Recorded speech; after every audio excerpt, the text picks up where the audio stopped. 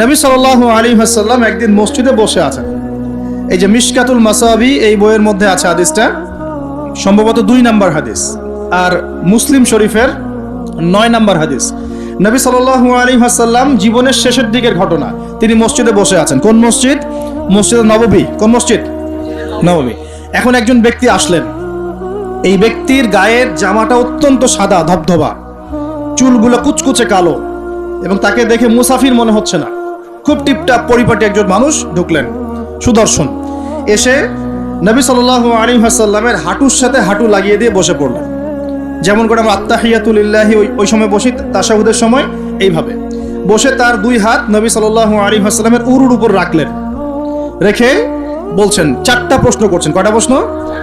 প্রথম প্রশ্নই করছেন, ইয়া মুহাম্মদ, বলেন সাল্লাল্লাহু আলাইহি ওয়াসাল্লাম, আখবিরনি আনিল ইসলাম, হে নবী আমাকে ইসলাম সম্পর্কে বলুন। তখন নবীজি বলছেন, ইসলাম হচ্ছে আন তাশহাদা আল্লা ইলাহা ইল্লাল্লাহ ওয়া আন্না মুহাম্মাদান আবদুহু ওয়া রাসূলুহু। ইসলামের প্রথম বিষয় হচ্ছে তুমি আল্লাহই বিশ্বাস করবে, সাক্ষ্য দিবে আল্লাহ ছাড়া কোনো মাবুদ নাই, এবং মুহাম্মদ সাল্লাল্লাহু আলাইহি ওয়াসাল্লাম আল্লাহর বান্দা এবং রাসূল। এরপর আন তুকিমাস সালাহ, এরপর তুমি সালাত কায়েম করবে 5 ওয়াক্ত, ওয়া তুতিয়াজ যাকাত, তুমি যাকাত প্রদান করবে, ও তাসুম রমাদান, রমজান মাসে সওম বা রোজা রাখবে, এবং সামর্থ্য হলে তুমি হজ করবে। সামর্থ্য হলে হজ। এই 5টা হচ্ছে ইসলামের ভিত্তি। তখন যে প্রশ্ন করছে সেই ব্যক্তি বলছে, সাদাক্ত, আপনি সত্য বলেছেন। কি বলছেন? আপনি সত্য বলেছেন। তখন উমর রাদিয়াল্লাহু আনহু পাশ থেকে তিনি খুব অবাক হয়ে গেলেন। তিনি বলছেন, ফাআজিবনা লাহু, আমরা অবাক হলাম তার উত্তর শুনে। ইয়াসআলুহু ওয়া ইউসাদ্দিকুহু, সে নিজেই প্রশ্ন করলো আবার নিজেই উত্তর দিচ্ছে। নিজেই প্রশ্ন করলো ইসলাম কাকে বলে, আবার নিজেই বলছে সত্য বলেছেন আপনি। তার মানে কি উত্তর তার আগে থেকে জানা আছে? উত্তর তার আগে থেকে জানা আছে। তো সবাই অবাক হয়ে গেল। এরপর তিনি দ্বিতীয় প্রশ্ন করলেন, এটা ফাখবিরনি আনিল ঈমান, হে নবী আমাকে ঈমান সম্পর্কে বলেন। কি সম্পর্কে? ঈমান। এই যে গায়েব, গায়েব সম্পর্কে, ঈমান সম্পর্কে বলেন। কারণ ঈমান মানেই গায়েব। ঈমান মানে কি? গায়েব। দেখেন, ঈমানের 6টা পিলার নবীজি বললেন। কয় পিলার? 6 পিলার নবীজি বলছেন। এখন ঈমান, আল ঈমান হচ্ছে আন তুমিনা বিল্লাহ, তুমি আল্লাহ বিশ্বাস করবে। কিসে বিশ্বাস করবে? আল্লাহ। দেখা যায়? আল্লাহকে দেখা যায়? আল্লাহ গায়েব না? গায়েব। ওয়া মালাইকাতিহি, আল্লাহর ফেরেশতা মণ্ডলীর প্রতি বিশ্বাস করবে। দেখা যায়? গায়েব না? আচ্ছা। ওয়া কুতুবিহি, আল্লাহ পাকের সমস্ত আসমানি কিতাবে বিশ্বাস করবে। কোরআন ছাড়া বাকিগুলো দেখা যায়? গায়েব না এগুলা? আচ্ছা। ওয়া রুসুলিহি, আল্লাহ পাকের সমস্ত রাসূলগণে বিশ্বাস করবে। দেখা গেছে রাসূল? আমরা কি আমাদের নবীকেও দেখেছি? এগুলো গায়েব না? গায়েব। ওয়াল ইয়াউমিল আখির, পরকালে বিশ্বাস করবে। পরকাল মানে মৃত্যুর পরের জীবন থেকে জান্নাত জাহান্নাম পর্যন্ত দেখেছি আমরা কেউ? এগুলো গায়েব না? গায়েব। ওয়া আন তুমিনা বিল কদরি খায়রিহি ওয়া শাররিহি, এবং তুমি তাকদীর বা ভাগ্যের ভালো মন্দে বিশ্বাস করবে। ভাগ্যকে দেখা যায়? লাউহে মাহফুজ আল্লাহ পাক ভাগ্য লিখেছেন না? দেখা যায়? কেউ জানে আগামীকাল কি হবে? জানে না। এই যে ঈমানের 6টা পিলার, এই 6টা পিলারকে মুখে স্বীকার করতে হয়, মনে বিশ্বাস করতে হয়, কাজেও বাস্তবায়ন করতে হয়। এই 6টা পিলার কি চোখে দেখা যায়? মুত্তাকিদের বৈশিষ্ট্য কি? আল্লাযীনা ইউমিনুনা বিল গায়বি, এই যে 6টা গায়েব, এগুলোতে যারা বিশ্বাস করে তারা হলো মুমিন। তারা কি? সুবহানাল্লাহ। আচ্ছা, আর 2টা প্রশ্ন বলে সামনে যাই। তৃতীয় প্রশ্ন করলেন, আখবিরনি আনিল ইহসান, আমাকে ইহসান সম্পর্কে বলেন। তখন নবীজি বলছেন, ইহসান হচ্ছে আন তা'বুদাল্লাহা কাআন্নাকা তারাহ, তুমি এমন ভাবে আল্লাহর ইবাদত করবে যেন তুমি আল্লাহকে দেখতে পারছো। বলেন সুবহানাল্লাহ। আল্লাহকে দেখা যায়? ওয়া ইল্লাম তাকুন তারাহ, তুমি যদি আল্লাহকে দেখতে না পারো, ফাইন্নাহু ইয়ারাক, তাহলে জেনে রাখবে আল্লাহ তোমাকে ঠিকই দেখছেন। দেখছেন না? এই কনসেপ্টটা, এই কনসিয়াসনেসের নাম হচ্ছে ইহসান, মানে আল্লাহকে হাজির নাজির জেনে ইবাদত করা। এই জিনিসটা যদি সবার ভিতরে থাকতো, কেউ কোনো দুর্নীতি করতে পারতো না, অন্যায় করতে পারতো না, কাউকে ঠকাতে পারতো না, সুদ খেতে পারতো না, ঘুষ খেতে পারতো না। কারণ সে ফিল করতো আর কেউ দেখুক না দেখুক আল্লাহ পাক আমাকে দেখছেন। এই জিনিসটা থাকলেই মানুষ পাপ থেকে দূরে থাকতে পারতো। আল্লাহ পাক আমাদেরকে ইহসান দান করুন বলি আমি। এটাই কিন্তু সুফিজমের একটা ভালো অংশ। অনেকে এটাকে সম্পূর্ণ বলেন যেটা প্রয়োজন নাই, হয়তো এরকম কথা আসে, কিন্তু এটা আধ্যাত্মিকত্বের দরকার আছে। এটা হলো ইহসান। এটাকে বলে ইহসানের মধ্য দিয়ে আল্লাহর মারিফত পাওয়া যায়। কি পাওয়া যায়? ইহসানের মধ্য দিয়ে আল্লাহর পরিচয়, আল্লাহর মারিফত পাওয়া যায়। যখন আপনি ফিল করবেন বা আমি ফিল করতে পারবো যে আল্লাহ পাক আমাকে সবসময় দেখছেন, সবসময় আমার সাথে আল্লাহ পাক আছেন। সাথে আছেন মানে কি? আমার পাশে আছেন। আল্লাহ পাক তার জ্ঞান দিয়ে তার ক্ষমতা দিয়ে সবকিছু দিয়ে আল্লাহ পাক আমাকে পরিবেষ্টন করে রেখেছেন, রাখেন নাই? তার দৃষ্টির বাইরে যাওয়ার ক্ষমতা আমার আছে? তার জ্ঞানের বাইরে যাওয়ার ক্ষমতা আছে? তার ক্ষমতার বাইরে যাওয়ার ক্ষমতা আমার আছে? অতএব এই হলো আল্লাহ কনসিয়াসনেস, যেটাকে আমরা বলি আল্লাহ কনসিয়াসনেস, মানে ইহসান। আল্লাহ পাককে হাজির নাজির জেনে ইবাদত করা, এটা হলো ইহসান। এটা ইবাদতের অনেক উঁচু স্তর। সবাই কিন্তু শুরুতেই এই ইহসান অর্জন করতে পারে না। আমলের মধ্য দিয়ে, জিকিরের মধ্য দিয়ে, হ্যাঁ, তাহাজ্জুদের মধ্য দিয়ে, ভালো ভালো দান খয়রাত, দান সাদাকা, নামাজ, রোজা, হজ, যাকাত, বিভিন্ন আমলের মধ্য দিয়ে হৃদয় যখন পরিশুদ্ধ হয়, কলব যখন পরিশুদ্ধ হয়, আল্লাহওয়ালা মানুষের সোহবত পায়, আস্তে আস্তে দেখবেন তার মধ্যে আল্লাহর মারিফত চলে আসে। একবারে কিন্তু আসে না, একবারে আসে। এবং জিকির, বেশি বেশি আল্লাহর জিকির করতে হয়। জিকিরেই কলব কি হয়? তাজা হয়, পরিচ্ছন্ন হয়। আর জিকিরের সবচেয়ে শ্রেষ্ঠ জিকির হচ্ছে সালাত। সবচেয়ে শ্রেষ্ঠ জিকির কি? এটাই ওয়ালা যিকরুল্লাহি আকবার, এটা হচ্ছে আল্লাহ পাকের সবচেয়ে বড় জিকির। তারপরে অন্যতম বড় জিকির হচ্ছে কোরআন তেলাওয়াত করা। কি করা? কোরআন তেলাওয়াত। এরপরে তো আমাদের তাসবিহ, তাহলিল, জিকির, আজকারগুলো আছেই। তো আসুন, চতুর্থ প্রশ্ন নবীজি করছেন, নবীজিকে করা হচ্ছে ফাখবিরনি আনিস সাআহ। কে প্রশ্ন করছে? ওই ব্যক্তি জিবরাইল আলাইহিস সালাম মানুষের রূপ ধরে এসে প্রশ্ন করছেন। আর বলে রাখি, সাহাবীদের সামনে, সবার সামনে এই একবার মাত্রই তিনি মানুষের রূপ ধরে এসেছেন। সবার সামনে, সবার সামনে পাবলিকলি, নবীর সামনে পাবলিকলি, সাহাবীদের সামনে এই একবার তিনি সবার সামনে মানুষের রূপ ধরে এসেছেন। এটাকে বলে হাদিসে জিবরিল। তখন চতুর্থ প্রশ্ন তিনি করছেন, ইয়া মুহাম্মদ আখবিরনি আনিস সাআহ, আমাকে কিয়ামত সম্পর্কে বলেন। কি সম্পর্কে? কিয়ামত। দেখেন, 4টা মৌলিক প্রশ্নের একটা কিয়ামত সম্পর্কে। তার মানে 25% প্রশ্ন কিয়ামত সম্পর্কে। বুঝতে পারছেন? 4টা মৌলিক প্রশ্নের একটা কিন্তু কিয়ামত সম্পর্কে। কেন প্রশ্ন করলেন? কারণ সচেতনতা, সচেতন থাকা যায় যেন, কিয়ামতের সাইনগুলো দেখা গেলে, নিদর্শন দেখা গেলে সচেতন হওয়া যায় যেন, এজন্যে।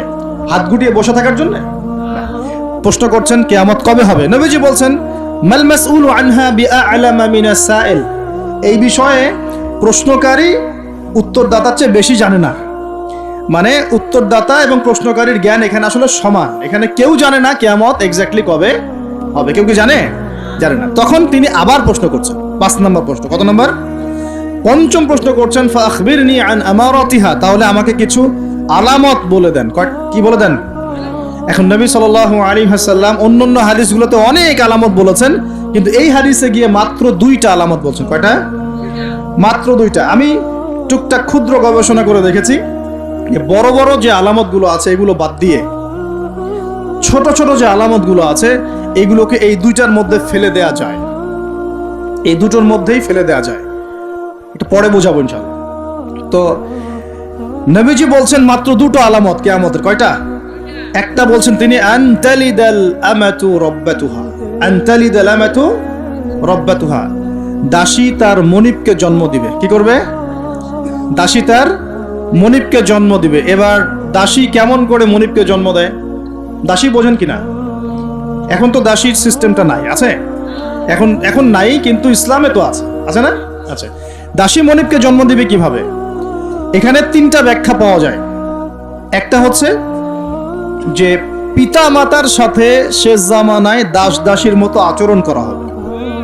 করা হচ্ছে কিনা? হচ্ছে না? অবশ্যই হচ্ছে। সম্পত্তির জন্য সন্তান পিতাকে হত্যা পর্যন্ত করছে কিনা? করছে না? এগুলো অহরহ হচ্ছে। জানি না আপনাদের অবস্থা কেমন। বড় বড় শহরগুলোর অবস্থা ভালো না। নীতি নৈতিকতা, সামাজিক মূল্যবোধ আস্তে আস্তে দিন দিন অবক্ষয় হচ্ছে না? হচ্ছে। এগুলো থেকে ফেরাবে কে? ইসলাম অন্য কিছু ফেরাতে পারবে? আসুন, দাসী মনিবকে জন্ম দিবে একটা ব্যাখ্যা হলো পিতা মাতার সাথে দাস দাসীর মতো আচরণ করা হবে, যেটা এখন হচ্ছে। বৃদ্ধাশ্রমের প্রয়োজন ছিল আগে, এখন দিন দিন বৃদ্ধাশ্রম বাড়ছে না? শেষ বয়সে গিয়ে আমাদের পিতা মাতারা একা হয়ে যাচ্ছে না? শাশুড়িকে দেখছে না, মাকে দেখছে না, কোনো কোনো ক্ষেত্রে স্ত্রীকে দেখছে, মাকে দেখছে না। কোনো কোনো ক্ষেত্রে দেখা যায় শাশুড়িকে দেখছে, নিজের মাকে দেখছে না। এমন হচ্ছে না? এগুলো হচ্ছে। আর বাবা যে সারা দিন সারা জীবন তাকে এই যে কোলে পিঠে করে মানুষ করলো, শেষ বয়সে সেই বাবাকে আজকে বৃদ্ধাশ্রমে থাকতে হচ্ছে না? অনেক উচ্চশিক্ষিত মানুষের বাবাও বৃদ্ধাশ্রমে থাকে, আছে না? তাহলে কোন শিক্ষা দিলাম সন্তানকে? শেষ বয়সে পিতাকেই দেখে না। এটা এখনকার চলমান একটা বড় ফিতনা। আমরা এই হাদিসটা স্মরণ রাখবো। নবীজি বলেছেন সেই ব্যক্তি ধ্বংস হয়ে যাক। কোন ব্যক্তি ধ্বংস হয়ে যাক? কার জন্য নবী বদদুয়া করলেন? যে ব্যক্তি তার পিতামাতাকে পেয়েছে কিন্তু পিতামাতাকে পেয়েও তার খেদমত করে জান্নাত লাভ করতে পারলো না, এই ব্যক্তি ধ্বংস হয়ে যায়। বলেন নাউজুবিল্লাহ। যাদের পিতামাতা আছে অবশ্যই খেদমত করবেন। ওয়ালা তাকুল লাহুমা উফফিন ওয়ালা তানহারহুমা, তাদেরকে বিরক্ত হয়ে উফ শব্দটাও বলা যাবে না এবং ধমকের সুরে কথা বলা যাবে না, বরং বলতে হবে ওয়াকুর রাব্বিরহামহুমা কামা রাব্বায়ানি সগীরা, এই দোয়া করতে হবে। যাদের পিতামাতা নাই তারা জানে পিতামাতা চলে যাওয়ার কি কষ্ট, তাই না? তাই না? যাদের আছে তারা বুঝি না। আর বিশ্বাস করেন পিতামাতার খেদমত করলে যে কোনো গুনাহ মাফ হয়ে যাবে ইনশাআল্লাহ। আর যে কোনো বিপদ আপদ বলা মুসিবত থেকে আল্লাহ বাঁচাবে ইনশাআল্লাহ। এক সাহাবী এসে ক্রন্দন করছেন, কাঁদছেন, ইয়া রাসূলুল্লাহ আমি অনেক বড় গুনাহ করে ফেলেছি, অনেক বড় গুনাহ করে ফেলেছি। নবীজি বলছেন বাসায় চলে যাও, বাসায় চলে যাও, তোমার মায়ের সেবা করো, গুনাহ মাফ হয়ে যাবে ইনশাআল্লাহ। তিনি জিজ্ঞাসা করলেন না কি গুনাহ করেছো, জিজ্ঞাসা করলেন না কি গুনাহ করেছো, তিনি বলছেন আমি অনেক বড় গুনাহ করেছি। নবীজি বললেন বাসায় চলে যাও, আল্লাহর কাছে ক্ষমা চাও, মায়ের খেদমত করো, গুনাহ মাফ হয়ে যাবে ইনশাআল্লাহ। এরকম ঘটনা আরেকটা ঘটেছিল। তখন নবীজি বলেছিলেন বাসায় যাও, তোমার পিতামাতার খেদমত করো, গুনাহ মাফ হবে। তখন সেই সাহাবী বলছিলেন আমার তো মা বেঁচে নাই, আমার তো মা বেঁচে নাই। তখন নবীজি বলছেন খালা বেঁচে আছে কিনা? খালা বেঁচে আছে, খালার সেবা করো। খালার সেবা করে কয়জন? খালার খোঁজ খবর নেয় কয়জন? এই বিষয়গুলো খেয়াল রাখবেন। যদি আপনি আমি চাই, এটা একটা হাদিস, যদি আপনি আমি চাই, পছন্দ করি যে আল্লাহ পাক আমাকে বেহিসাব রিজিক দান করুক, চাই না আমরা? রিজিক মানে সম্মান, জ্ঞান, খাবার, কাপড়, বাসস্থান, রিজিক, সবকিছু রিজিক। আমাদের সবকিছু রিজিক, জ্ঞানও আমাদের রিজিক, রিজিক না? সুস্থতা রিজিক না? খাবার, কাপড় চোপড়, বাসস্থান, সন্তান সন্ততি, স্ত্রী সন্তান, এগুলো কি রিজিক না? যদি আপনি চান রিজিক প্রশস্ত হোক তাহলে একটা কাজ করবেন, একটা কাজ, সেই কাজটা হচ্ছে আত্মীয়তার সম্পর্ক বজায় রাখবেন। কি করবেন? আত্মীয়তার সম্পর্ক বজায় রাখবেন। আত্মীয়তার সম্পর্ক বজায় রাখার জন্য কিছু মৌসুম আসে, যেমন রমজান মাস একটা মৌসুম। এই রমজান মাসে নিজে খাবেন, আত্মীয়দেরকে হাদিয়া দিবেন, তাদের বাসায় রমজানের বাজার পৌঁছে দিবেন, ঈদের হাদিয়া পৌঁছে দিবেন, আত্মীয়তার সম্পর্ক জোড়া লাগবে। কোন কোন ক্ষেত্রে মাহফিলে দান করার চাইতে নিকট আত্মীয় পরিবারের পিছনে খরচ করলে বেশি নেকি হয়। বিশ্বাস করলেন না? মনে করতে পারে এটা তো আল্লাহর রাস্তায় ব্যয়, এর চেয়ে কি বড় ব্যয় হতে পারে? হ্যাঁ হতে পারে। সবচেয়ে উত্তম ব্যয় হচ্ছে আপনার পরিবারের পিছনে ব্যয়। হালাল টাকা থেকে, হালাল উপার্জন থেকে যে ব্যয়টা আপনি পরিবারের পিছনে করেন, এটা সর্বশ্রেষ্ঠ ব্যয়। আর আত্মীয়দেরকে দান খয়রাত করলে বা তাদেরকে হাদিয়া দিলে দুইটা বেনিফিট, একটা হলো দানের তো নেকি পাবেনই আপনি, আবার আত্মীয়তার সম্পর্ক রক্ষার নেকি পাবেন। যখন আল্লাহ পাক সমস্ত সৃষ্টি করলেন মহাবিশ্বের, আর বিশ্বাস করেন প্রত্যেকটা সৃষ্টির কিন্তু প্রাণ আছে, বিশ্বাস করেন না? আকাশেরও জীবন আছে, এই মাটিরও জীবন আছে, পাহাড়ের জীবন আছে, সমুদ্রের জীবন আছে, সবকিছুর জীবন আছে। ওই সায়েন্স আমাদেরকে যেটা শেখায় এটা জীব, এটা জড়, এই সংজ্ঞা ঠিক না, এই সংজ্ঞা ঠিক না। আল্লাহ পাক বলছেন যে শোনো, তোমার ব্যাপারে আমার ফয়সালা এবং ওয়াদা হচ্ছে যে তোমাকে টিকিয়ে রাখবে, যে তোমাকে টিকিয়ে রাখবে আমি তার ব্যাপারে খুব রহম হব, দয়ালু হব ইনশাআল্লাহ। আর যে তোমাকে নষ্ট করে ফেলবে তার সাথে আমি সম্পর্ক নষ্ট করে ফেলবো। আত্মীয়তার সম্পর্ক খুব ইম্পর্টেন্ট। তো রিজিক যদি প্রশস্ত হতে চান তাহলে অবশ্যই আত্মীয়তার সম্পর্ক বজায় রাখবে, ঠিক আছে? আল্লাহ তৌফিক দান করুন, আমিন। আর শেষ জামানায় তো ভাই বাবা ছেলের সাথে দূরত্ব, মা ছেলের সাথে দূরত্ব, ভাই ভাইকে দেখতে পারে না। আমরা তো সালামও দিই এখন হিসেব করে, দল দেখে সালাম দেই, হ্যাঁ মানুষ দেখে সালাম দেই, এবং আমার তরিকার কিনা, আমার দলের কিনা, আমার মাযহাবের কিনা, আমার সংগঠনের কিনা, এগুলো দেখে দেখে সালাম দেয়, তাই না? প্রিয় ভাইরা, এটাও কিয়ামতের লক্ষণ। বিশ্বাস করলেন না? আখিরুজ্জামানে হাদিসের মধ্যে স্পষ্ট আসছে কিয়ামতের আগে আগে সালাম মানুষ বেছে বেছে দেওয়া শুরু করবে। কি বলা নাই, সবই বলা আছে। কিয়ামতের আগে আগে মানুষ সালাম বেছে বেছে দেওয়া শুরু করবে, আর মসজিদগুলো হবে চাকচিক্যময়, হেদায়েত উঠে যাবে, মসজিদের মধ্যে শোরগোল বেড়ে যাবে, হট্টগোল বেড়ে যাবে। হচ্ছে না এগুলা? এমন কঠিন হাদিস আছে যে মানুষ নামাজ পড়বে কিন্তু মুসল্লিদের মধ্যে একজন প্রকৃত মুমিন খুঁজে পাওয়া যাবে না। বলেন নাউজুবিল্লাহ। বহু মানুষ নামাজ পড়ছে, সুদ খাচ্ছে না? নামাজ পড়েও নামাজ থেকে বের হয়ে আবার মাদকাসক্ত হচ্ছে না? রোজা ইফতার খুলেই তো সিগারেটে হাত দিচ্ছে না? দিচ্ছে না? নামাজ পড়েও জেনা করছে না মানুষ, নামাজ পড়েও গার্লফ্রেন্ডের সাথে সম্পর্ক রাখছে না, নামাজ পড়েও এদিকে পর্নোগ্রাফি দেখছে না। নামাজ তো সমস্ত পাপ থেকে মানুষকে দূরে রাখার কথা। যখন নামাজ পড়েও আমরা কবিরা গুনাহ করছি, মানে নামাজ তো কবুল হচ্ছে না, হয়তোবা নামাজ সেরকম হচ্ছে না যেমনটা হওয়া উচিত ছিল। অতএব এই হাদিসটাও ঠিক আছে যে নামাজ পড়বে মানুষ, কিন্তু প্রকৃত মুমিন ব্যক্তি খুঁজে পাওয়া যাবে না, এটা ঠিক আছে হাদিস। এখন আসুন, একটা ব্যাখ্যা হতে পারে দাসী মনিবকে জন্ম দেওয়ার, যে পিতা মাতার সাথে দাস দাসীর মতো আচরণ করা হবে। আরেকটা ব্যাখ্যা কি হতে পারে? আরেকটা ব্যাখ্যা হচ্ছে সত্যি সত্যি দাসী মনিবকে জন্ম দিতে পারে। কিভাবে? এটা এই বিশ্ব না আসলে আমরা ব্যাখ্যা করতে পারতাম। কিরকম করে জানেন? মনে করেন সিঙ্গাপুর একটা কান্ট্রি, কি কান্ট্রির নাম?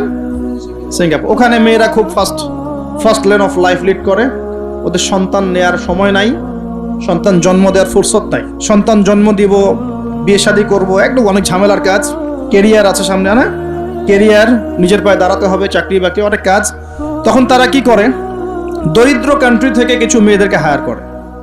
দরিদ্র কান্ট্রি ধরেন শ্রীলঙ্কা, ইন্দোনেশিয়া, হ্যাঁ, বা সাউথ এশিয়ান কিছু কিছু কান্ট্রি থাকতে পারে।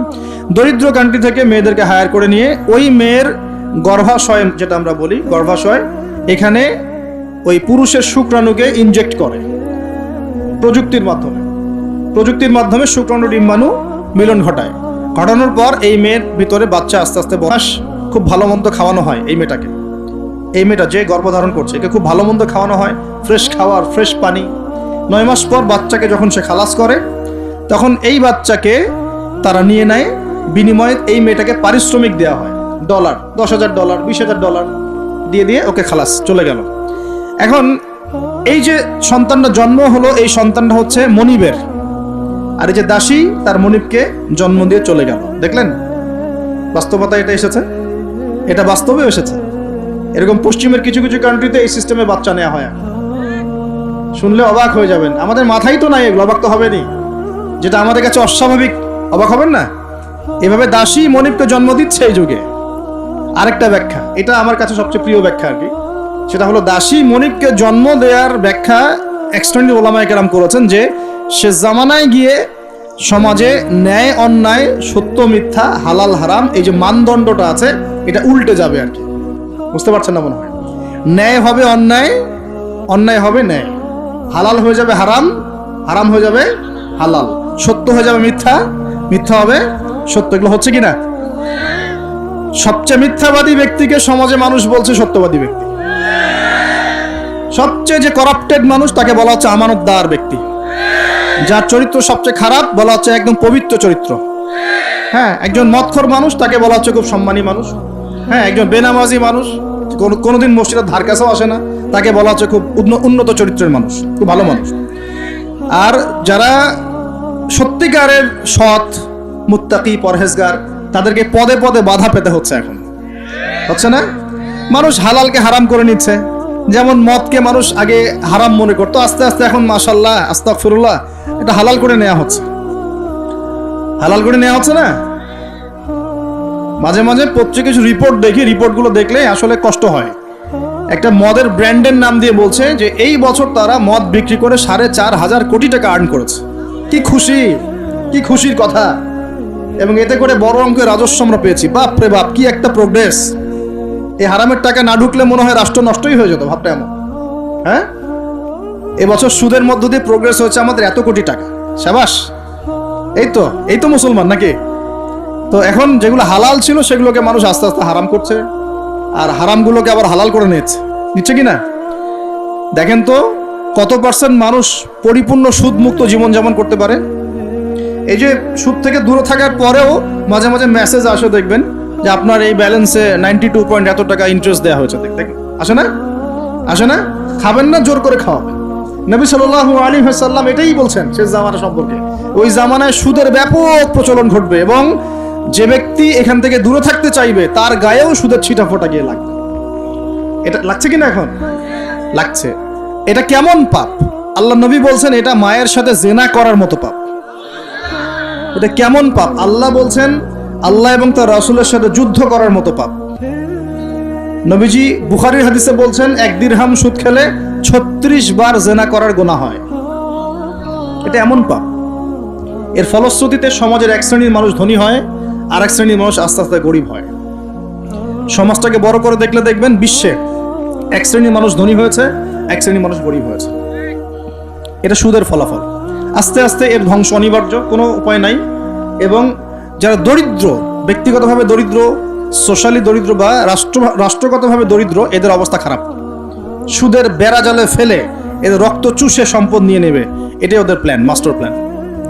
এবং যখন সুদের মধ্যে একটা জাতি পড়ে যায়, এর পুরো ব্লেম সবার উপরে চলে আসে, সবাই সুদের আন্ডারে চলে আসে।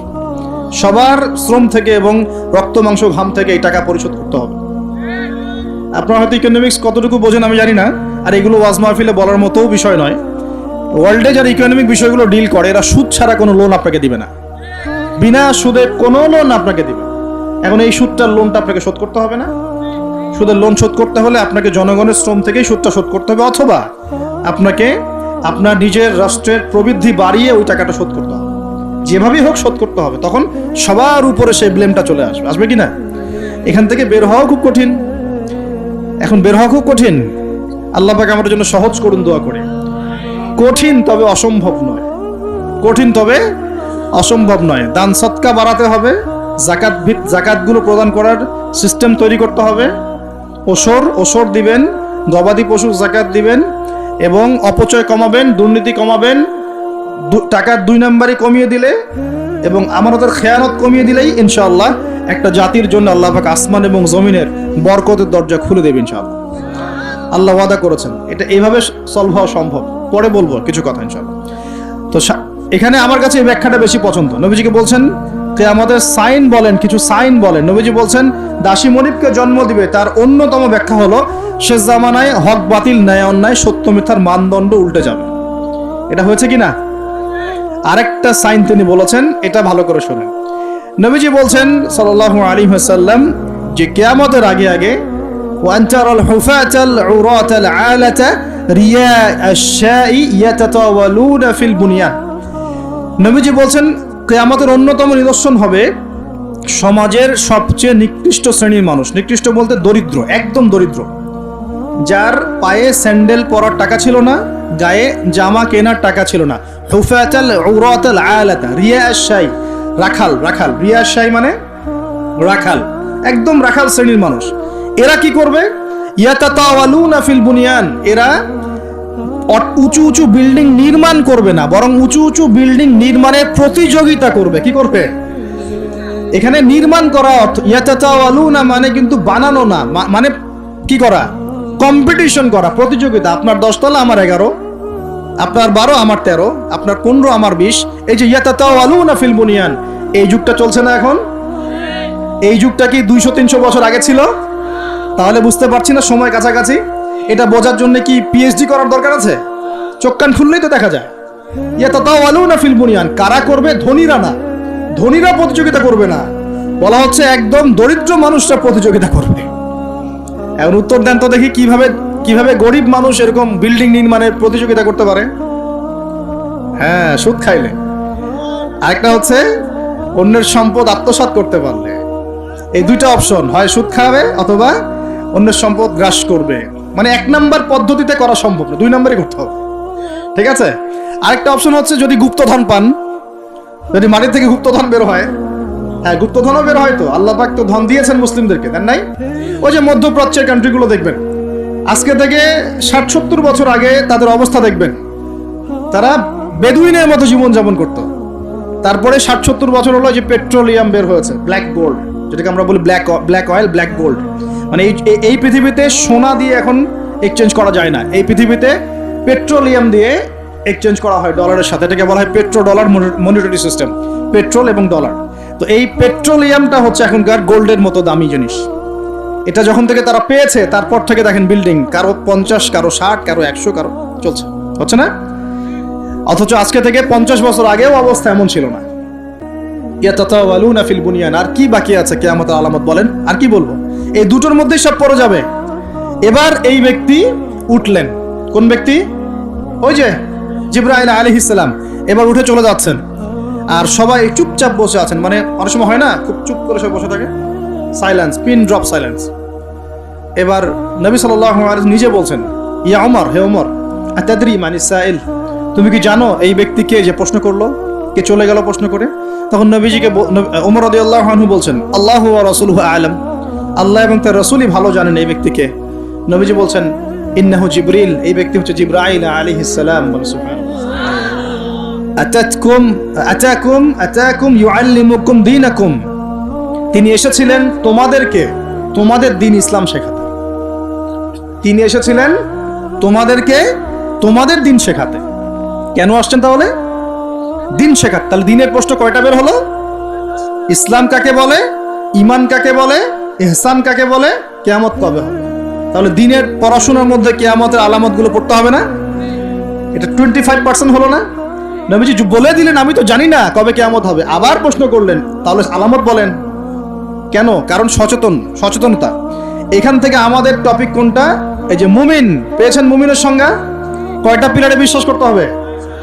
পিলারগুলো বলেন। আল্লাহে বিশ্বাস 1, 2 নাম্বার ফেরেশতা মণ্ডলীতে বিশ্বাস, 3 নাম্বার আসমানি কিতাব সমূহে বিশ্বাস, 4 নাম্বার নবী রাসূলগণে বিশ্বাস, 5 পরকালের জীবনে বিশ্বাস, আর 6 তাকদীর ভাগ্যের ভালো মন্দে বিশ্বাস। এই 6টা কি গায়েব কি না?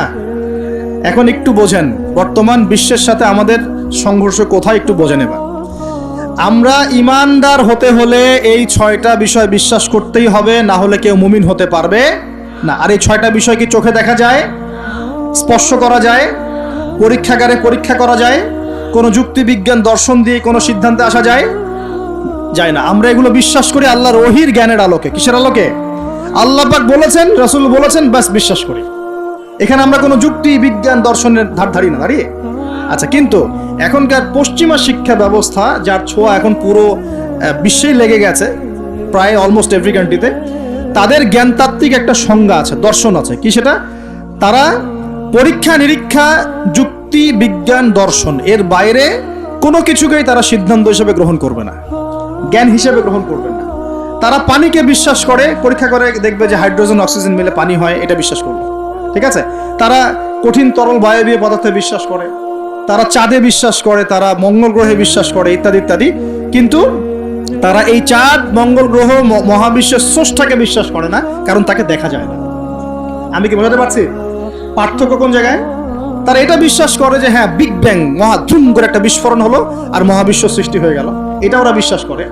এই বিস্ফোরণ যে আল্লাহ পাক ঘটিয়েছেন এটাতে বিশ্বাস করবে না। বুঝতে পারছেন না মনে হয়? তারা বিশ্বাস করে যে হ্যাঁ, এই যে পানি খাচ্ছি, পানি একটা জিনিস, তরল পদার্থ খাচ্ছি, কিন্তু এই পানি যে কেউ সৃষ্টি করেছেন এটাতে তারা বিশ্বাস করবে না। তারা মনে করে হাইড্রোজেন অক্সিজেন মিলে পানি হয়, কে সৃষ্টি করলো সেটা তিনি বিশ্বাস করবে না। এটাকে আমরা ফিলোসফির ভাষায় বলি এপিস্টিমোলজি। কি বলি? খুব কঠিন শব্দ। এপিস্টিমোলজি মানে হলো জ্ঞান তত্ত্ব। কি তত্ত্ব? ওদের জ্ঞান তত্ত্ব হচ্ছে যে পরীক্ষা নিরীক্ষা পর্যবেক্ষণ ছাড়া কোনো জ্ঞান নেওয়া যাবে না। কিন্তু আমরা দেখি আল্লাহকে আমরা পরীক্ষাগারে পরীক্ষা করতে পারবো, ফেরেশতাকে পারবো, জিন জাতি, আমাদের আত্মা, রূহ, কবরের আযাব, জান্নাত জাহান্নাম। হ্যাঁ, ওই যে কবরের ফেরেশতা আসবে, প্রশ্নোত্তর। হ্যাঁ, ওই যে কিয়ামতের মাঠে সূর্য নেমে আসবে, ঘামবে মানুষ। হ্যাঁ, তারপরে যে আগের নবী রাসূলগণ, আগের আসমানি কিতাব, তাকদীর ভাগ্য, আগামীকাল কি হবে, এগুলোকে পরীক্ষাগারে প্রমাণ করতে পারবেন। এই কারণেই তারা আমাদের এই ধর্মীয় কনসেপ্টে বিশ্বাস করে না। আমি কি বুঝতে পারছি কেন বিশ্বাস করে না? ওদের সাথে আমাদের জ্ঞানতাত্ত্বিক আদর্শের দর্শনে পার্থক্য আছে। এখন এই কারণেই তারা যেহেতু স্রষ্টায় বিশ্বাস করে না, এখন মানুষের সৃষ্টি তত্ত্ব দিতে হবে, একটা দিতে হবে না? কেমন করে মানুষ সৃষ্টি হলো, কোত্থেকে আসলো, কেমন ছিল আমাদের আদিম পুরুষরা, দিতে হবে কিনা? এই কারণে বিভিন্ন মতবাদ তারা দিয়েছে, এই অ্যামিবা থেকে, ওই কোষ থেকে, অমুক থেকে, তমুক থেকে, এর মধ্যে একটা দিয়েছে ওই যে বিবর্তন থেকে। দেখেন নাই? আচ্ছা, এগুলো এমনি এমনি না, কারণ ওদের দর্শনটা চাপিয়ে দেওয়ার জোরপূর্বক চেষ্টা করা হচ্ছে, আর কিছু না। এখানে যে বিশ্বাস করে যে আমাদের একজন স্রষ্টা আছেন আল্লাহ রাব্বুল আলামিন, এবং তিনি প্রথম সৃষ্টি করেছেন আদম আলাইহিস সালামকে, তাকে নাম জ্ঞান শিক্ষা দিয়েছেন, তার পাজর থেকে হাওয়া আলাইহিস সালামকে সৃষ্টি করেছেন, জান্নাতে রেখেছেন, পরীক্ষা নিয়েছেন, শয়তান প্রলুব্ধ করেছে, তাই না? তারপর আমরা দুনিয়াতে চলে এসেছি, আমরা এসেছি জান্নাত থেকে পৃথিবীতে, এবং আমাদের পিতা, আদি পিতা আদম আলাইহিস সালাম এই কনসেপ্ট যে বিশ্বাস করে, তার কি বিবর্তনের প্রয়োজন আছে? আর যেহেতু ওরা এই কনসেপ্টে বিশ্বাস করে না, এই কারণে একটা সৃষ্টি তত্ত্ব দেওয়ার খাতিরে এইসব মতবাদ দিয়ে দিয়েছে। মতবাদ দেয়, দেখ, মত প্রকাশ করে করুক, সেটা বুঝলাম, স্বাধীনতা আছে, কিন্তু জোর করে চাপিয়ে দিতে হবে কেন? যারা অমুসলিম সমাজ বা যারা নাস্তিক, যারা পশ্চিমা সভ্যতার সংস্কৃতির ধারক বাহক, তারা এগুলো বিশ্বাস করে করুক। একজন মুসলিম তো করে না, করে? মুসলিম সমাজের মানুষ কি করে? তাহলে মুসলিম সমাজের মানুষকে এগুলো পড়াতে হবে কেন? এই জায়গাটাই তো সমস্যা। আমরা কি চাপিয়ে দিচ্ছি কোনো কিছু, যে আপনার ঘাট ধরে ইসলাম কবুল করো, এরকম কথা কেউ বলে? আমরা কি করি? আমরা কোরআন সুন্নাহ থেকে সত্যটা স্পষ্ট করি।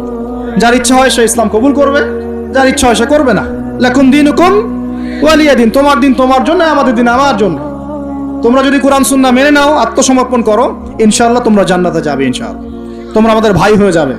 যদি না করো, তোমাদের কবর তোমাদের, তোমাদের তোমাদের পরকাল তোমাদের, এগুলোর সাথে আমাদের কোনো সম্পর্ক আছে? তো জোর করে মুসলিমরা কখনো চাপিয়ে দেয় না, কিন্তু মুসলিমদের উপরে এখন জোর করে এগুলো চাপিয়ে দেওয়া হচ্ছে। এগুলোতে বিশ্বাস করলে কিন্তু ঈমান থাকবে না। থাকবে? কেউ যদি বিশ্বাস করে আল্লাহ মানুষ থেকে মানুষ সৃষ্টি করেন নাই, অন্য কোনো প্রাণী থেকে করেছেন, তাহলে ঈমান থাকবে? কোরআনের শত শত আয়াত আছে, ওয়াল্লামা আদামাল আসমাআ কুল্লাহা, আমি আদমকে সমস্ত নাম শিক্ষা দিয়েছি। ওয়াইজ ক্বালা রাব্বুকা লিল মালায়েকা ইন্নী জাঈলুন ফিল আরদি খলিফা, আমি স্মরণ করো হে নবী সে সময়ের কথা, আমি ফেরেশতাদেরকে বললাম যে আমি পৃথিবীতে আমার খলিফা পাঠাবো। আমরা হচ্ছে এই দুনিয়া আল্লাহর খলিফা, সুবহানাল্লাহ। আমরা হচ্ছে এই দুনিয়াতে কার খলিফা? আল্লাহর খলিফা। আমরা এই দুনিয়ার অধিবাসী নই, আমরা জান্নাত থেকে এখানে এসেছি। আমরা জান্নাতে ছিলাম, কেন চলে আসলাম? শয়তান ওই যে আমাদেরকে প্রলুব্ধ করেছিল। সূরা তাহা পড়বেন, আল্লাহ পাক ওখানে বলেছেন, শয়তান গিয়ে আদম আলাইহিস সালামকে বলছিল, ইয়া আদম, হে আদম, আল আদুল্লুকা, আমি কি তোমাকে বলে দিব, জানাবো কি, আলা শাজারাতিল খুলদি ওয়া মুলকিন লা ইয়াবলা, এমন গাছের কথা বলবো যার কাছে গেলে বা যার ফল খেলে তুমি রাজত্ব পাবে, চিরস্থায়ী রাজত্ব পাবে এবং কোনোদিন মরবে না। এই দুটো টোপ দিয়েছে, রাজত্ব পাবে, অমরত্ব পাবে। এক পর্যায়ে ওয়াসওয়াসা দিতে দিতে দিতে দিতে একদিন আমাদের পিতা সেখানে চলে গেলেন। ফাকালা মিনহা, সেখান থেকে তারা দুজন খেয়ে ফেললো। কোথা থেকে খেলো? ওই গাছের কাছ থেকে তারা খেয়ে ফেললো। ফাবাদাত লাহুমা সাওআতুহুমা, এবং তাদের গায়ের যে জামা ছিল জান্নাতের পোশাক, এটা ধাপাস করে খুলে পড়ে গেল। নাউযুবিল্লাহ। জান্নাতে সবার সামনে আমাদের পিতামাতাকে কে নগ্ন করে দিল? শয়তান। তাহলে এখন দুনিয়ায় যারা আমাদেরকে নগ্ন করতে চায়, এরা কার অনুসারী বলেন? বুঝতে পারছেন না? একই মিশন না? একই মিশন। আচ্ছা, এরপর আল্লাহ পাক বললেন তোমরা আর এখানে থাকতে পারবে না। আলাম আকুল লাকুমা ইন্নাশ শাইতানা লাকুমা আদুউম মুবিন, আমি কি তোমাদের দুজনকে বলি নাই, আদম হাওয়া, যে শয়তান হচ্ছে তোমাদের প্রকাশ্য শত্রু? তখন তারা বললেন রব্বানা যালামনা আনফুসানা, বলেন রব্বানা যালামনা আনফুসানা ওয়া ইল্লাম তাগফির লানা ওয়া তারহামনা লানাকুনান্না মিনাল খাসিরিন। এই দোয়া করলেন, আল্লাহ মাফ করে দিলেন, আলহামদুলিল্লাহ। কিন্তু দুনিয়া আর জান্নাতে থাকা হলো না। কুল নাহবিতু মিনহা জামিআ, আল্লাহ বলছেন আমি বললাম তোমরা সবাই নেমে যাও। কোথায় নেমে যাও? পৃথিবীতে নেমে যাও। তার মানে পৃথিবী আগে ছিল না পরে সৃষ্টি করা হয়েছে? পৃথিবী আগেই ছিল। পৃথিবী কি আগে থেকেই ছিল? কুল নাহবিতু মিনহা জামিআ ফাইম্মা ইয়াতিয়ান্নাকুম মিন্নি হুদান, তোমরা নেমে যাও পৃথিবীতে একসাথে, আর তোমাদের কাছে আমার পক্ষ থেকে প্রত্যেক যুগে যুগে হেদায়েত আসবে। কি আসবে? এই যে তাওরাত হেদায়েত ছিল না? তাওরাত, জাবুর, ইনজিল সব হেদায়েত ছিল। ঠিক ওই সিলসিলাতেই এসেছে কি? আল কোরআন। ফামান তাবিআ হুদায়া, যারা আমার হেদায়েত মেনে নিবে, ফালা খাউফুন আলাইহিম ওয়ালা হুম ইয়াহজানুন, তাদের কোনো ভয় নাই, কোনো দুশ্চিন্তা নাই। যে জান্নাত থেকে এসেছো ওখানে ফিরে যাবে ইনশাআল্লাহ তাআলা। আমরা এসেছি পৃথিবীতে জান্নাত থেকে, এখানে পরীক্ষা দিচ্ছি, উদ্দেশ্য আবার সেই জান্নাতেই ফিরে যাওয়া। আমরা এখানে থাকতে আসি নাই তো, থাকতে আসছি। আমরা এখানে আসছি জান্নাত থেকে, ফিরে যাব কোথায়? ইনশাআল্লাহ জান্নাতে, ইনশাআল্লাহ জান্নাতে। আর জান্নাতীদের 120 কাতার হবে। কত কাতার? 120 কাতার। তার মধ্যে 80 কাতার হবে উম্মতে মুহাম্মাদি, বলেন সুবহানাল্লাহ। আর এই উম্মতে মুহাম্মাদির মধ্যে আরো 70,000 স্পেশাল মানুষ আছে। কত হাজার? যারা বিনা হিসেবে, বিনা আযাবে ডাইরেক্ট জান্নাতে যাবে ইনশাআল্লাহ। তবে অন্য একটা হাদিসে আসছে যে প্রত্যেক হাজারের সাথে আরো 70,000। তবে শর্ত কঠিন। কিরকম শর্ত? সাহাবীরা বসে ডিসকাস করছেন কে হতে পারে তারা। কেউ বলছেন তারা হয়তো প্রথম দিকের মুসলিমরা হবেন, কেউ বলছেন তারা হয়তো মুজাহিদরা হবেন, কেউ বলছেন তারা বদর যুদ্ধের সাহাবীরা হবেন ইত্যাদি। তখন নবী সাল্লাল্লাহু আলাইহি ওয়াসাল্লাম আবার চলে আসলেন, ব্যাক করলেন। ব্যাক করে বলছেন তোমরা কি এই বিষয়ে কি বিষয়ে কথা বলছিলে? তখন সাহাবীরা বললেন আমরা তো ডিসকাস করছিলাম যে কারা হতে পারে সেই 70,000। নবীজি বললেন শোনো, ওই 70,000 মানুষ, এক নাম্বার ওই 70,000 মানুষ পাখি উড়িয়ে ভাগ্য গণনা করে না। প্রথম কাজটা কি? মানে তারা ইসলাম এত কঠিনভাবে পালন করে যে পাখি উড়িয়ে ভাগ্য গণনা বা হাত দেখা, রাশিফল, এরকম শিরিকের ধার কাছেও নাই। তারা শিরিকের ধার কাছেও নাই। 2 নাম্বার, তারা আগুনের শেকা বা উল্কি দিয়ে, এই ট্যাটু আছে না, ট্যাটু উল্কি আঁকে আগুন দিয়ে, এই ধরনের ট্যাটু উল্কি তারা আঁকে না শরীরের মধ্যে। এইসব কুলক্ষণে সুলক্ষণে তারা বিশ্বাস করে না। 3 নাম্বার, তারা অবৈধ ঝাড়ফুঁক করে না। অবৈধ ঝাড়ফুঁক করে না। বৈধ ঝাড়ফুঁক করা যাবে। সূরা ফাতিহা পড়ে ঝাড়ফুঁক করা যাবে, সূরা ফালাক নাস ইখলাস পড়ে পড়া যাবে, আয়াতুল কুরসি পড়ে পড়া যাবে, কোরআন হাদিস দিয়ে ঝাড়ফুঁক করা যাবে। কিন্তু অবৈধ কিছু ঝাড়ফুঁক আছে না, তান্ত্রিক কবিরাজদের কাছে মানুষ করে, এগুলো করা যাবে না। আর 4 নাম্বার হচ্ছে তারা সর্বাবস্থায় এক আল্লাহর উপরে তাওয়াক্কুল করে, ভরসা করে, আল্লাহর প্রতি তাওয়াক্কুল করে। এরা হচ্ছে সেই 70,000 মানুষের মতো থাকবে ইনশাআল্লাহ। এক সাহাবী দাঁড়িয়ে বললেন, ওয়াকাশা দাঁড়িয়ে বলছেন যে, ইয়া রাসূলুল্লাহ, আমার জন্য দোয়া করেন, আমি যেন সেই 70,000-এর মধ্যে থাকতে পারি। নবীজি বললেন, হ্যাঁ, তুমি 70,000-এর মধ্যে একজন যাও। এরপর আরো 2 জন সাহাবী দাঁড়িয়ে গেলেন, আমার জন্য দোয়া করেন। নবীজি বললেন, না, ওয়াকাশা অগ্রগামী হয়েছে। এভাবে সবার জন্য দোয়া করতে থাকলে দরজা কি হতো? বন্ধ হয়ে যেত। তো এই দরজা খোলা আছে। এই যুগের মানুষও হতে পারে না? যে ব্যক্তি শিরক করে না, আল্লাহ ভরসা করে, কোন রকম কুলক্ষণে বিশ্বাস করে না, ইসলাম পরিপূর্ণরূপে পালন করে, ইনশাআল্লাহ তাআলা আল্লাহ চাইলে তাদেরকে আল্লাহ পাক 70,000-এর মধ্যে আশ্রয় দিবেন, অংশ দিবেন ইনশাআল্লাহ। তো আমরা বলছিলাম যে আমরা কোত্থেকে আসছি ভাই? জান্নাত থেকে। কোথায় যাব? ইনশাআল্লাহ। এর মাঝখানে শয়তানের পথ রয়েছে কিছু, শয়তানের ফিতনা। কি ফিতনা? শয়তান চায়, শয়তান কিন্তু ওয়াদা করে আসছে, চ্যালেঞ্জ করে আসছে আল্লাহর কাছে। কি করছে?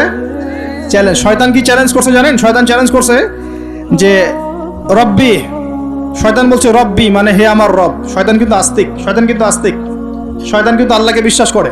সে বলছে রব্বি, হে আমার রব, আনজিরনি, আমাকে অবকাশ দিন, ইলা ইয়াউমি ইউবআসুন, কিয়ামত দিবস পর্যন্ত অবকাশ দিন। আল্লাহ বলছেন ফাইন্নাকা মিনাল মুনজারিন, যাও, তোমাকে অবকাশ দেওয়া হলো। কিয়ামত পর্যন্ত সময় আল্লাহর কাছে এমন বড় কিছু নয়, খুব সামান্য।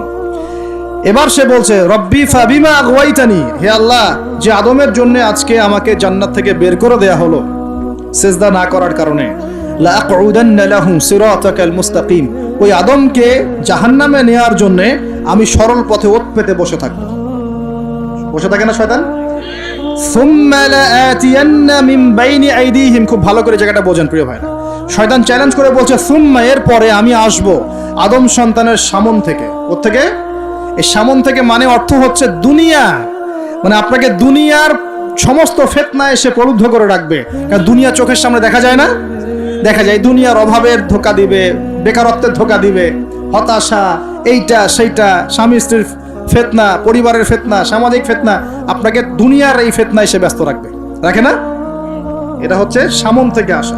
ওয়ামিন খালফিহিম, পিছন থেকে আসবে। পিছন থেকে মানে আপনাকে পরকাল সম্পর্কে হতাশ করে দিবে এবং পরকাল সম্পর্কে আপনাকে কুধারণা সৃষ্টি করবে এবং পরকাল সম্পর্কে আপনার মধ্যে একটা গাফেলতি সৃষ্টি করে দিবে যে পরকাল না, পরে দেখা যাবে। হ্যাঁ, পিছনে কি আছে? পরকাল না? তো পিছনটা পরকাল। তো পরকাল আসবে যখন, তখন দেখা যাবে। হ্যাঁ, বৃদ্ধ হলে তখন তওবা করে নিব, এখনো কি তাড়াহুড়ার কি আছে, পরে দেখা যাবে শেষ বয়সে। এরকম করে আপনাকে ভুলিয়ে ভালিয়ে রাখবে পিছন থেকে। আবার হতাশ করে দিবে, আমার পরকালে আমার জান্নাত হবে না, আমি তো এত আমল করতে পারি নাই, হ্যাঁ, আমার কি হবে, আমার আত্মহত্যা ছাড়া কোনো পথ নাই। এভাবে হতাশ করে ফেলবে আপনাকে পিছন থেকে। সুম্মা লাআতিয়ান্না মিন বাইনি আইদিহিম ওয়া মিন খালফিহিম, সামন থেকে আসবো, পিছন থেকে আসবো, ওয়া আন আইমানিহিম, ডান দিক থেকে আসবো। ডান দিক মানে কি? এটার ব্যাখ্যাও চমৎকার। ডান দিক মানে কি? আমরা বলি না ডান পক্ষ খুব ভালো মনে করি না? ডান পক্ষ ভালো, ডান দিকটা ভালো, শুভ মনে করি তো। ডান দিক হচ্ছে আপনাকে নেক্সট সুরতে সে ধোকায় ফেলবে। ডান দিক মানে কি? নেক্সট সুরতে ধোকায় ফেলবে। মনে করেন ডান দিক মানে ভালো, মানে আপনি নামাজ পড়ছেন কিন্তু নামাজের মধ্যে শিরক ঢুকাই দিবে। মানুষ দেখতেছে ভালো করে নামাজ পড়ে, নামাজ যাকাত দিচ্ছেন, দান সদকা করছেন, মনের মধ্যে রিয়া ঢুকাই দেবে। ভালো কাজই তো করছে, ঠিক আছে, মানে হ্যাঁ, এটাও ঠিক। ওই যে হালাল প্রেমের দিকে উদ্বুদ্ধ করার চেষ্টা করবে। ডান নেক্সট সুরতে ধোকা, নেক্সট সুরতে। হ্যাঁ, নেক্সট মানে আলেম হয়েছে মানুষ, সবাই একদম বড় বক্তা আলেম সব বলছে, মনের মধ্যে অহংকার, নেক্সট সুরতে ধোকা, ঠিক আছে। বা মনে হচ্ছে যে এক ভাইয়ের গীবত তহমত সমালোচনা করাকে সে দিনের পথে সংগ্রাম মনে করছে, নেক্সট সুরতে ধোকা। হ্যাঁ, এক ভাইয়ের সমালোচনা করা, গীবত করা, তার চরিত্র উদ্ধার করে ফেলা, এটাকে সে মনে করছে যে দিনের জন্যই করছে। ঠিক আছে, নেক্সট সুরতে ধোকা, নেক্সট সুরতে ডান দিক থেকে মানে কি, নেক্সট সুরতে আপনাকে ধোকায় ফেলে দিবে। ফেলছে না? ফেলছে। কিন্তু এটা কিন্তু ডেঞ্জারাস। এটা কাদের জন্য? এটা আবেদ মানুষদের জন্যই, যারা আল্লাহকে মানে, রাসূলকে মানে, চেষ্টা করে দিনের পথে চলার জন্য, এদেরকে সে ডান দিক থেকে আসবে আর কি। মানে আমাদের ক্ষেত্রে আল্লাহ পাক হেফাজত করুন বলি আমি। আর চতুর্থটা হলো ওয়ান শামাইলিহিম, ওদের বাম দিক থেকে আসবে। এটা কেমন? এটা হচ্ছে ফাসেক জালেম শ্রেণীর মানুষ যারা, তাদের সামনে মদ, জুয়া, জেনা সবকিছু উন্মুক্ত করে দিবে, এগুলোর পিছনে ছোট এক। তো এইভাবে চতুর্দিক থেকে শয়তান আসবে এবং বলবে, আল্লাহকে বলেছে ওয়ালা তাজিদু আকসারহুম শাকিরিন, আল্লাহ আপনি বেশিরভাগ আদম সন্তানকেই শুকরগুজার পাবেন না। এটা কি বাস্তব না? এখন বেশিরভাগ মুসলিম নামাজ পড়ে না? পড়ে না? বেশিরভাগ মুসলিম যাকাত দেয় কি দেয় না? রমজান মাস আসছে দেখবেন বেশিরভাগই অনেকেই রোজা রাখবে না, আছে না? রমজান মাসে মানুষ বেপরদায় চলছে না? রোজা রেখেও মানুষ মাপে কম দিবে না? নামাজ পড়ে ওষুধ খাচ্ছে না? মানে বেশিরভাগ মানুষ কিন্তু সত্যি সত্যি আল্লাহর পথে নাই। এই পৃথিবীতে বেশিরভাগ মানুষ বলছে আল্লাহর সন্তান আছে, নাউজুবিল্লাহ। খ্রিস্টানরা বলছে না আল্লাহর সন্তান আছে? তো বেশিরভাগ মানুষকে আমি পথভ্রষ্ট করে ছাড়বো, শয়তান কিন্তু বলে গেছে, এবং সেটা কিন্তু বাস্তব হচ্ছেও। আল্লাহ পাক অন্য সূরায় বলেছেন ওয়া কালিলুম মিন ইবাদিয়াশ শাকুর, আমার শুকরগুজার বান্দা খুব কম হবে। কি হবে? কম হবে। হাদিসের মধ্যেও আসছে যে তোমরা ৭৩ দলে ভাগ হয়ে যাবে। কত দল? তার মধ্যে একটা মাত্র দল জান্নাতে যাবে। কয়টা দল? মা আনা আলাইহি ওয়া আসহাবি, আমি যার উপরে আছি, আমার সাহাবীরা যার উপরে আছে। তো বুঝতে পারছি যে জাহান্নামে বেশিরভাগ মানুষই যাবে, অল্প মানুষই জান্নাতে যাবে। তবে জান্নাতীদের মধ্যে বেশিরভাগ হবে উম্মতে মুহাম্মাদের মতে ইনশাআল্লাহ তাআলা। আর তবে সুসংবাদ আছে। সুসংবাদ কি? আল্লাহ রাব্বুল আলামিন আমাদের নবীজিকে একটা ওয়াদা করেছেন, এটা গিফট, হাদিয়া দিয়েছেন। কিরকম হাদিয়া? আমাদের নবীজিকে আল্লাহ পাক বলেছেন, হে মুহাম্মদ সাল্লাল্লাহু আলাইহি ওয়াসাল্লাম, তোমার উম্মতের মধ্যে কোনো ব্যক্তি যদি আসমান জমিনের সমান গুনাহ করে কিন্তু তার আমল নামায় শিরকের কোনো পাপ থাকে না, শিরকের কোনো গুনাহ নাই, আমি তার সামনে আসমান জমিন সমান ক্ষমা নিয়ে হাজির হব ইনশাআল্লাহ। মানে যে ব্যক্তি লা ইলাহা ইল্লাল্লাহ মন থেকে পড়েছে, আমল করার চেষ্টা করেছে, শিরক থেকে বেঁচে থাকার চেষ্টা করেছে, ইনশাআল্লাহ একদিন না একদিন সে জান্নাতে যাবেই যাবে ইনশাআল্লাহ। এটা তো খুশির কথা আমাদের জন্য। আল্লাহ পাক আমাদেরকে তাওহীদপন্থী বানাক এবং শিরক থেকে বাঁচিয়ে রাখুন। এখন মুমিনের সংজ্ঞা তো বুঝলেন, এই সমস্ত গায়েবে আমরা বিশ্বাস করি বলেই আমরা কি মুমিন। এই মুমিনদেরকে আল্লাহ পাক বলছেন ইত্তাকুল্লাহ, তোমরা আল্লাহকে ভয় করো। কি করো? আর মুমিন হলেই মুত্তাকি হওয়া যাচ্ছে না। মুমিনদেরকে আল্লাহ পাক বলছেন যে আল্লাহকে ভয় করো। আল্লাহকে ভয় করার মানে কি? এক কথায় আমি একটা অ্যান্সার দিচ্ছি। সূরা হাশরে চলে যান। কোন সূরা? সূরা হাশর। এই সূরার 7 নম্বর আয়াত। কত নম্বর? আল্লাহ পাক বলছেন ওয়ামা আতাকুমুর রাসূলু ফাখুযুহ, রাসূলুল্লাহ সাল্লাল্লাহু আলাইহি ওয়াসাল্লাম তোমাদেরকে যা যা দিয়েছেন সব গ্রহণ করে নাও। রাসূল যা যা দিয়েছেন গ্রহণ করে নাও। ওয়ামা নাহাকুম আনহু ফান্তাহু, রাসূল যা যা নিষেধ করেছেন ছেড়ে দাও। সোজা কথা, রাসূল যা যা নিষেধ করেছেন ছেড়ে দাও। এই একটা মূলনীতি মেনে চলতে পারলেই মানুষ মুত্তাকি হয়ে যাবে ইনশাআল্লাহ। এত বেশি কথার দরকার নাই।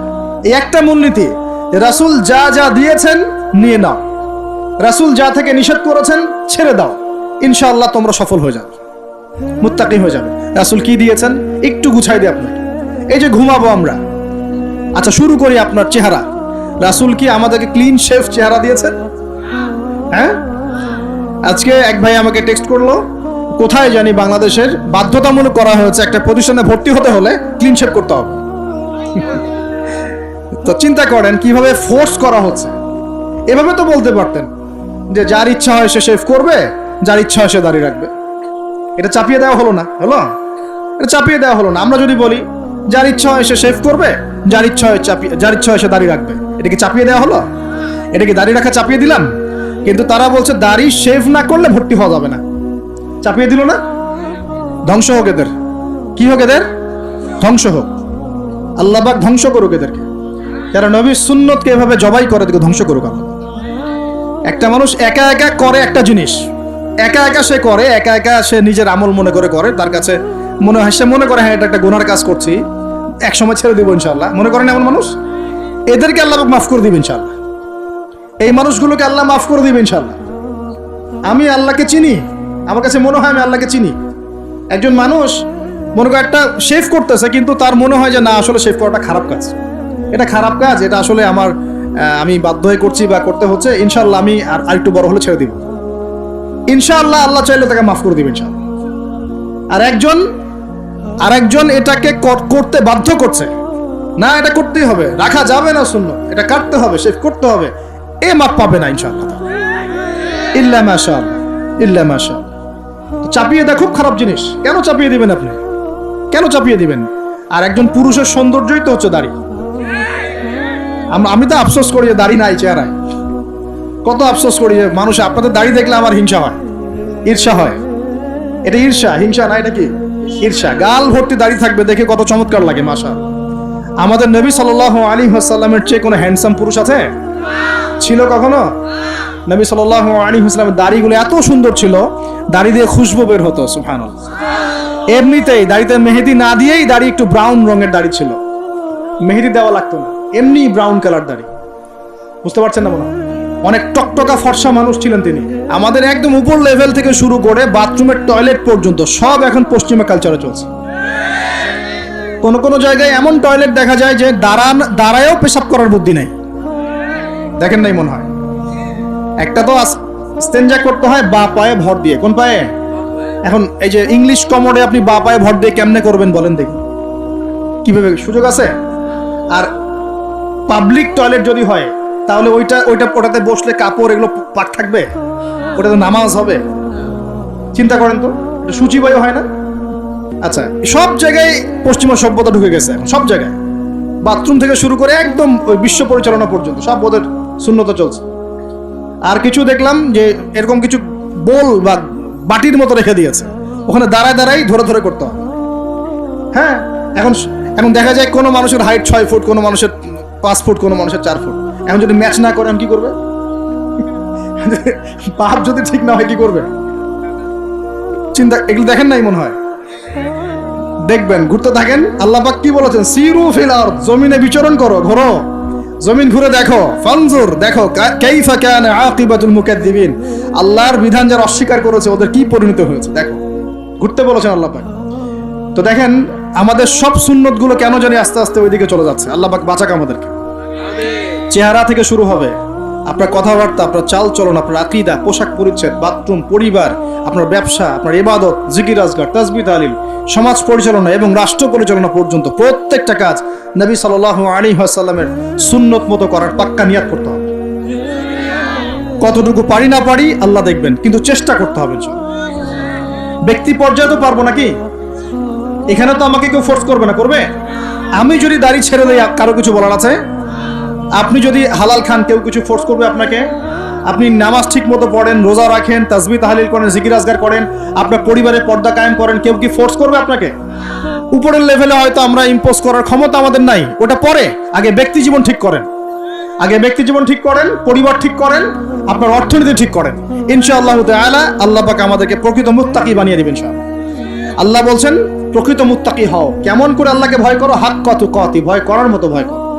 ভয় করার মতো ভয় মানে কি? জীবনের কিছু অংশে ইসলাম পালন করব, বাকি অংশে করব না, এমন? নাকি জীবনের প্রত্যেকটা ক্ষেত্রে ইসলাম পালনের চেষ্টা করব? কোনটা? জীবনের প্রতিটা ক্ষেত্রে আল্লাহ পাক আমাদের সবাইকে ইসলাম পালন করার তৌফিক দান করুন। আল্লাহকে ভয় করো, ভয় করার মতো করে ভয় করো। আরেকটা কথা বলেছেন আল্লাহ পাক, ওয়ালা তামুতুন্না ইল্লা ওয়া আনতুম মুসলিমুন, পরিপূর্ণ মুসলিম না হয়ে মৃত্যুবরণ। পরিপূর্ণ মুসলিম কি জিনিস? যে ব্যক্তি বেপর্দায় চলে, এক মহিলা, আবার মাশাআল্লাহ নামাজও পড়ে, পরিপূর্ণ মুসলিম হলো কি?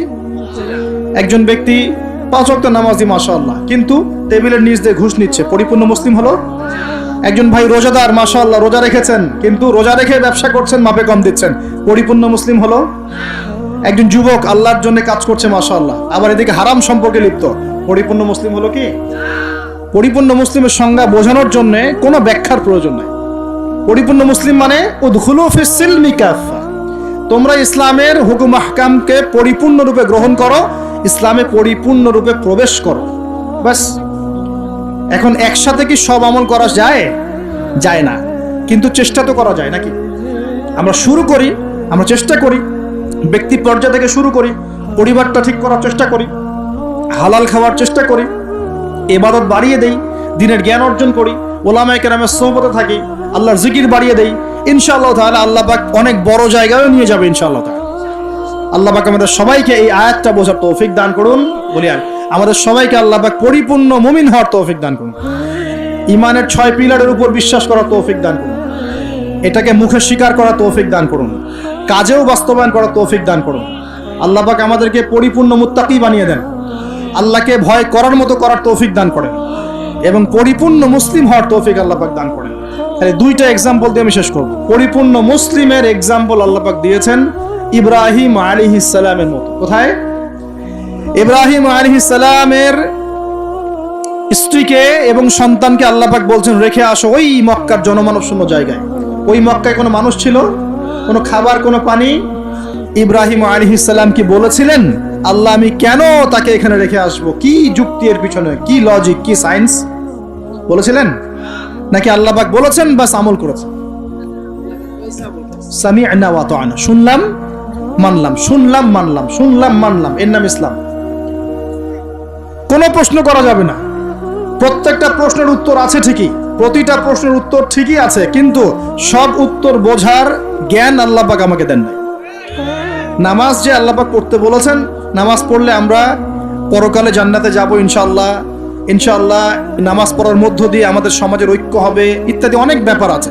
আপনার ফিজিক্যালও অনেক উপকার আছে, নামাজ পড়লে শারীরিক অনেক উপকারও আছে, কিন্তু সবকিছু তো আর ব্যাখ্যা করার প্রয়োজন নাই। আল্লাহ বলেছেন করো, নিশ্চয়ই এর মধ্যে কল্যাণ আছে, ব্যাস।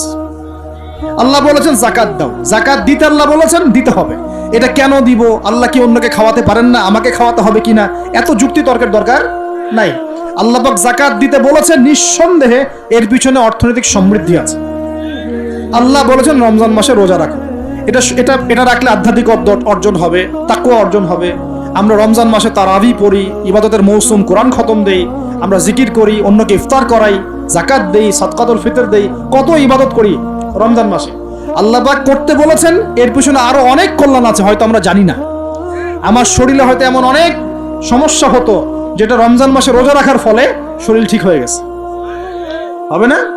এই ওযু করি, আমরা ওযু করি পবিত্রতা অর্জন করার জন্য, নামাজের জন্য, কিন্তু এই ওযু করার বদৌলতে অনেক ভাইরাস ব্যাকটেরিয়া থেকে আল্লাহ আমাদেরকে বাঁচান না? সব কিছুর পিছনে কোনো না কোনো কারণ আছে, সব কারণ হয়তো আমার জানা নাই। এই জন্য আল্লাহ পাক বলেছেন সামি'না আতা'না, এর নাম মুসলিম। শুনলাম মানলাম, এর নাম মুসলিম।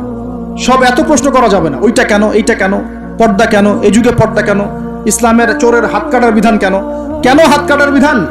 এই এলাকায় যদি একটা চোরকে সবার সামনে হাত কেটে দেয় কেউ, এলাকায় চুরি বাড়বে না কমবে? কি মনে হয় আপনাদের? আর যদি তাকে বিভিন্ন ফাঁক করে বের করে দেন, ছেড়ে দেন, চুরি আরো বাড়বে না কমবে? আরো বাড়বে, আরো বাড়বে। ও দেখবে যে ধর্ষণ করলে কোনো শাস্তি নাই, আরো করব। মদ খাইলে কোনো শাস্তি নেই, আরো খাবো। চুরি করলে কোনো শাস্তি হয় না, আরো করব। বাস এই তো বাড়তেই আছে দিন দিন এগুলা। আর যদি সবার সামনে ধরে একটা ধর্ষককে ফাঁসি দিয়ে দেন, আর ভয়ে কেউ ধর্ষণ করার চেষ্টা করবে না। আল্লাহ পাকের বিধান প্রতিটাই কল্যাণকর। এখন মানুষকে এগুলো বোঝাতে হয়। আফসোস, কিছু মানুষ বলে ভাই সব জায়গায় ধর্ম টেনে আনবেন না। সব জায়গায় ধর্ম টেনে আনবো না মানে কি? সব জায়গায় আপনার মন গড়া বিধান টেনে আনবেন না, সব জায়গায় ধর্ম ঠিকই চলবে। আমাদের এটা কি শুধু ধর্ম না, জীবন ব্যবস্থা? জীবন ব্যবস্থা কি পুরো জীবন কেন্দ্রিক হয় না? এখানে ব্যক্তি জীবনের হেদায়েত নাই, এখানে পারিবারিক হেদায়েত নাই, অর্থনৈতিক হেদায়েত নাই, সামাজিক হেদায়েত নাই। তাহলে সব জায়গায় ইসলাম চলবে না কেন? কেন চলবে না? এটাই হলো আমাদের এখনকার বিশ্বের চ্যালেঞ্জ। এই জায়গায় সবাইকে আবার পরিপূর্ণ মুসলিম হওয়ার তৌফিক আল্লাহ পাক দান করুন বলে আরেকটা এক্সাম্পল দিব। হ্যাঁ, সন্তানকে কুরবানি করতে বলেছেন আল্লাহ পাক, মনে আছে? ইব্রাহিম আলাইহিস সালামকে বলেছিলেন কেন এই ছোট্ট বাচ্চাটাকে হত্যা করব, জবাই করব? আল্লাহ পাকের হুকুম এসেছে, চোখ বন্ধ করে পালন করতে গিয়েছে। আল্লাহ পাক তো চান নাই যে সন্তানকে হত্যা করা হোক। আল্লাহ পাক পরীক্ষা নিয়েছে, আল্লাহ পরীক্ষা নিয়েছে। ওই স্মৃতি কিয়ামত পর্যন্ত মানুষ ঈদুল আজহায় পালন করে না? শুধুমাত্র ওই স্মৃতির ফলে দেখবেন কোটি কোটি মিলিয়ন মিলিয়ন মানুষের পেটের মধ্যে খাবার যায়। ওই যে কুরবানি দেয়, খেয়াল করে দেখবেন, তাই না? কোটি কোটি মানুষ সেই গোশত খায় না? একটা ঘটনাকে দিয়ে আল্লাহ রাব্বুল আলামিন কিয়ামত পর্যন্ত মিলিয়ন বিলিয়ন মানুষকে খাওয়ানোর ব্যবস্থা করেছেন। এটাই একমাত্র ব্যাখ্যা নয়, আমি জাস্ট একটা ব্যাখ্যা করলাম, আরো অনেক ব্যাখ্যা আছে। এটা একটা পরীক্ষা। আল্লাহ রাব্বুল আলামিনের প্রতিটা বিধানই মানবতার কল্যাণে। চোখ বন্ধ করে বিশ্বাস করলে সে মুসলিম। আল্লাহ পাক এটাই বলছেন, ওয়ালা তামুতুন্না, ভুলেও মৃত্যুবরণ করো না। ওয়ালা তামুতুন্না, ভুলেও মৃত্যুবরণ করো না। ইল্লা ওয়া আনতুম মুসলিমুন, পরিপূর্ণরূপে ইসলাম কবুল না করে, আত্মসমর্পণ না করে ভুলেও মৃত্যুবরণ করো না। মৃত্যু কবে আসবে জানি? তাহলে কি অপেক্ষায় বসে থাকবো, নাকি এই সুযোগ থাকতেই পরিপূর্ণ মুসলিম হব? কোনটা? খালি একটা কাজ করতে হবে, আল্লাহ রাসূল যা দিয়েছেন তা গ্রহণ করব, যা ছাড়তে বলেছেন ছেড়ে দেব। কোরআনে যা আছে আমল করার চেষ্টা করব, যা নাই ছেড়ে দেবো ইনশাআল্লাহ। যদি দেখা যায় বাধ্য হয়ে আমি পাপে লিপ্ত হয়ে যাচ্ছি, হতাশ হবেন না, তওবা করে আবার ফিরে আসবেন। পথ চলতে গিয়ে হোঁচট খেয়েছেন, ভালো পথে চলছেন কিন্তু হোঁচট খেয়েছেন, হতাশ হবেন না, ওযু করবেন, নামাজ পড়ে আবার তওবা করবেন ইনশাআল্লাহ। যতবার পাপ হবে ততবার তওবা করবেন ইনশাআল্লাহ। আল্লাহ পাক আমাদের চেষ্টা দেখবেন ইনশাআল্লাহ। আমল দিয়ে কেউ জান্নাতে যাবে না, আমল দিয়ে কেউ জান্নাতে যেতে পারবে না। আল্লাহ পাক যাকে রহম করবেন, দয়া করবেন, শুধু সে ব্যক্তি জান্নাতে যাবে। আর ইনশাআল্লাহ যদি আমরা চেষ্টা করি, মন থেকে 100% চেষ্টা করি, ইনশাআল্লাহ আল্লাহ পাক ওই চেষ্টার ওসিলায় হলেও আমাদেরকে মাফ করে দেবেন ইনশাআল্লাহ।